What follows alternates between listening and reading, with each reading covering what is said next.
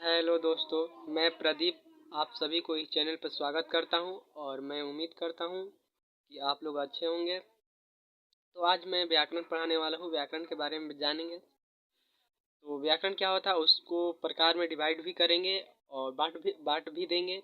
और उसके बाद हम क्या करेंगे कि वर्ण विचार को अच्छे से समझेंगे और अगले पार्ट में भी वर्ण विचार को समझेंगे।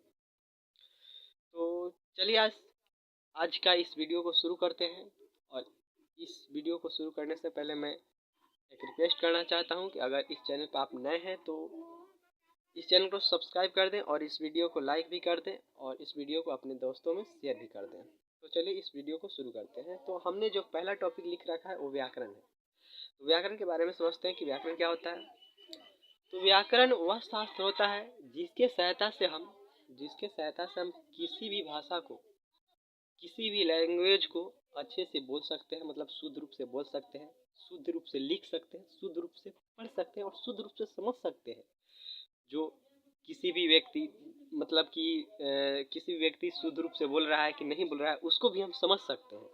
तो उसी को हम व्याकरण कहते हैं। तो व्याकरण वह शास्त्र होता है जिसकी सहायता से हम किसी भी भाषा को शुद्ध रूप से लिख सकते हैं, शुद्ध रूप से बोल सकते हैं, शुद्ध रूप से पढ़ सकते हैं। इसी को हम व्याकरण कहते हैं। तो मैं उम्मीद करता हूँ कि आप लोग व्याकरण की परिभाषा या व्याकरण जो होता है उसके बारे में आप समझ गए होंगे। तो व्याकरण के बारे में हम समझा दिया। तो चलिए मैं अब अगला टॉपिक पे चलते हैं। तो अगला टॉपिक जो है हिंदी व्याकरण के प्रकार। तो हिंदी व्याकरण का जो प्रकार है वो पहला होता है वर्ण विचार, फिर होता है शब्द विचार, फिर होता है वाक्य विचार और फिर होता है चिन्ह विचार।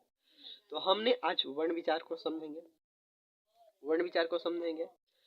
तो वर्ण विचार में क्या होता है। तो वर्ण विचार में जो होता है कि वर्णों के बारे में अध्ययन किया जाता है। वर्ण विचार में वर्णों के बारे में कि वर्ण कितने होते हैं, कौन कौन होते हैं, कितने प्रकार में इनको बांटा गया है, इन सभी को जाना जाता है किसमें, तो वर्ण विचार में जाना जाता है। तो वर्ण विचार को हम पढ़ते हैं। तो वर्ण विचार चलिए हम पढ़ते हैं। तो वर्ण विचार में जो वर्णों की संख्या होती है तो बताया जाता है कि 52 होता है। लेकिन स्वर वर्ण और व्यंजन वर्ण की संख्या मिलाया जाता है तो 52 हो जाता है। लेकिन हमारा जो चार और होते हैं संयुक्त व्यंजन भी होते हैं। तो इस तरह से हमारा जो होता है 56 होता है।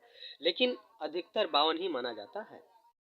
ओके, तो हम समझते हैं वर्ण क्या होता है। तो वर्ण को हम समझेंगे। तो वर्ण वह मूल ध्वनि को कहते हैं। वर्ण जो वह मूल ध्वनि होता है जिसका खंड या टुकड़ा नहीं किया जा सकता है। यानी वह मूल ध्वनि वर्ण होता है जिसको हम खंड या टुकड़ा नहीं कर सकते हैं। जैसे कि हम मूल ध्वनि है क है तो क को हम अलग अलग खंड करके बोल सकते हैं, नहीं बोल सकते हैं। लिख सकते हैं लेकिन बोल नहीं सकते हैं। कैसे लिख सकते हैं, तो क आधा क और अ लिख सकते हैं। इसको हम क लिख सकते हैं, लेकिन इसको खंड या टुकड़ा हम लिख करके कर सकते हैं लेकिन बोल करके नहीं कर सकते हैं। इसी को हम क्या कह देंगे, वर्ण कह देंगे। अगला टॉपिक जो है वर्णमाला है। और मैं उम्मीद करता हूँ कि वर्ण को आपको समझ में आ गया होगा। और वर्णों की संख्या मूलतः माना गया है कितना, 52 माना गया है।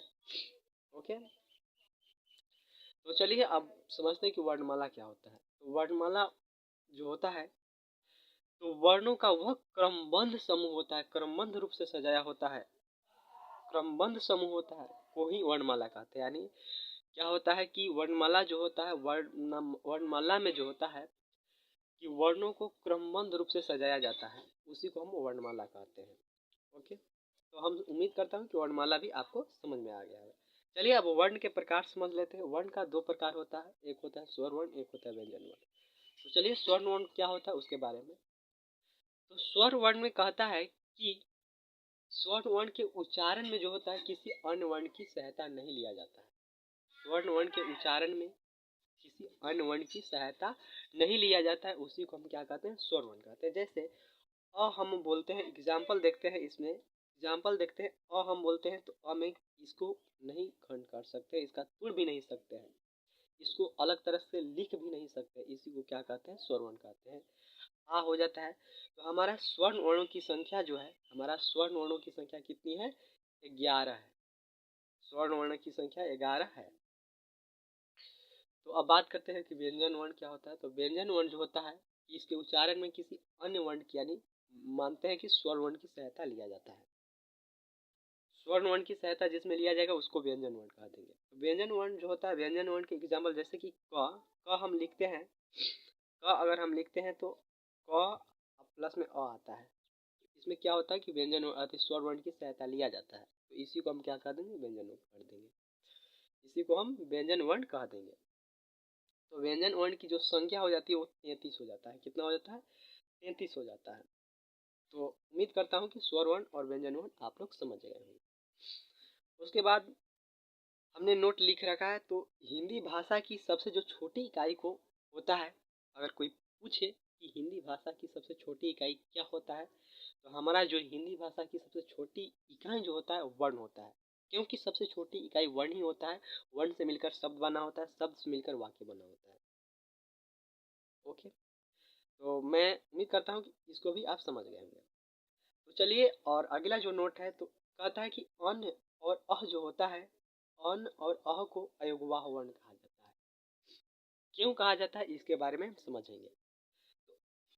अन और अह जो होता है, ना ही इसको स्वर वर्ण में रखा गया है और ना ही इसको व्यंजन वर्ण में रखा गया है, इसीलिए इसको हम क्या कहते हैं, अयोगवाह वर्ण कहते हैं। ओके, मैं उम्मीद करता हूँ कि इसको भी आपको समझ में आ गया होगा, इसको भी आप समझ गए होंगे। इसको भी आप समझ गए हैं कि अन और अह को अयोगवाह वर्ण क्यों कहा जाता है, क्योंकि जो नहीं इसको स्वर वर्ण में भी रखा गया है और नहीं इसको व्यंजन वर्ण में भी रखा गया है, तो इसीलिए इसको अयोगवाह वर्ण कहा जाता है। तो चलिए, तो स्वर्ण वर्ण के जो होता है, स्वर्ण वर्ण को दो आधार पर भी बांट दिया गया है। दो आधार पर, पहले स्वर्ण वर्ण हमने समझ लिया था, स्वर्ण वर्ण को अब प्रकार भी पढ़ना है, तो स्वर्ण वर्ण को दो आधार पर बांटा गया है। एक जो होता है कि उच्चारण में लगने वाले समय के आधार पर बांटा गया है, एक जाति के आधार पर बांटा गया है। तो हमने पहले उच्चारण में लगने वाले समय के आधार पर बांट करके उसको पूरा डिटेल में समझ लेंगे, तो फिर हम जाति के आधार पर चलेंगे। तो चलिए, उच्चारण में लगने वाले समय के आधार पर स्वर वर्णों को तीन भागों में बांटा गया है। तीन भागों में बांटा गया है। पहला जो है हरस स्वर, पहला जो होता है हरस स्वर होता है, उसके बाद दीर्घ स्वर होता है और उसके बाद प्लुत स्वर होता है।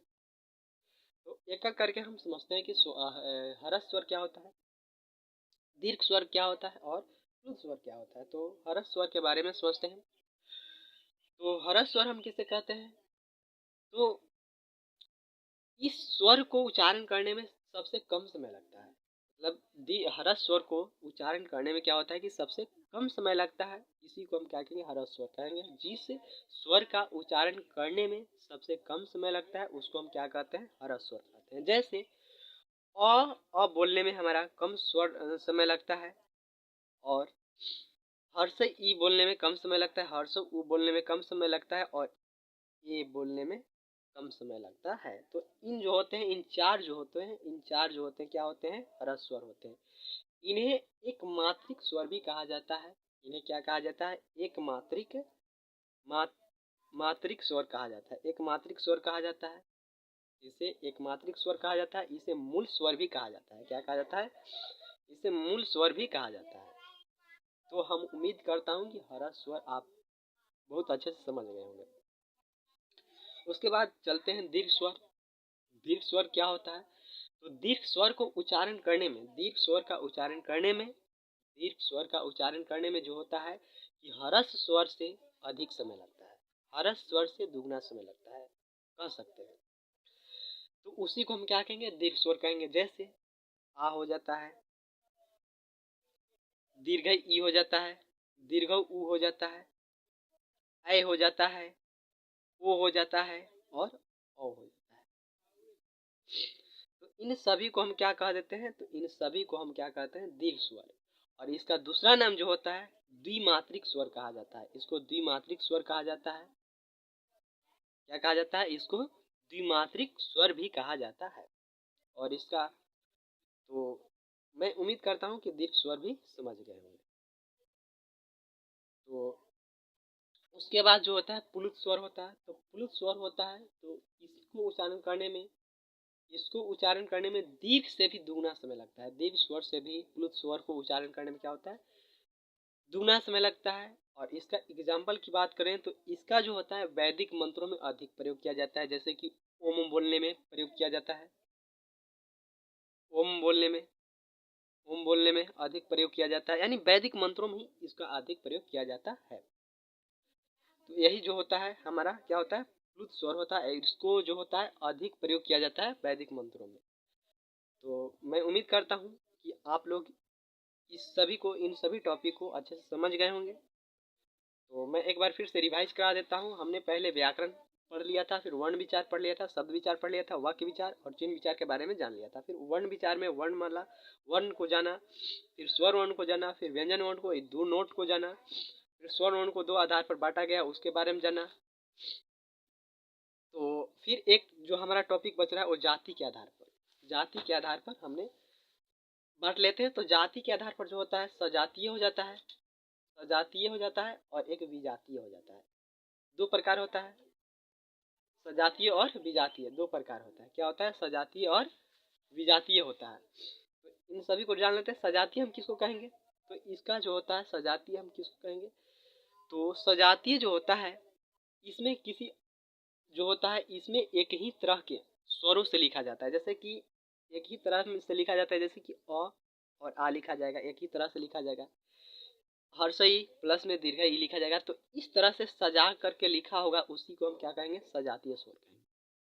समझ में आया। तो विजातीय तो हम जानते हैं कि सजातीय स्वर इसी को कहते हैं। तो हम उम्मीद करता हूँ कि इसको भी आपका समझ में आ गया होगा।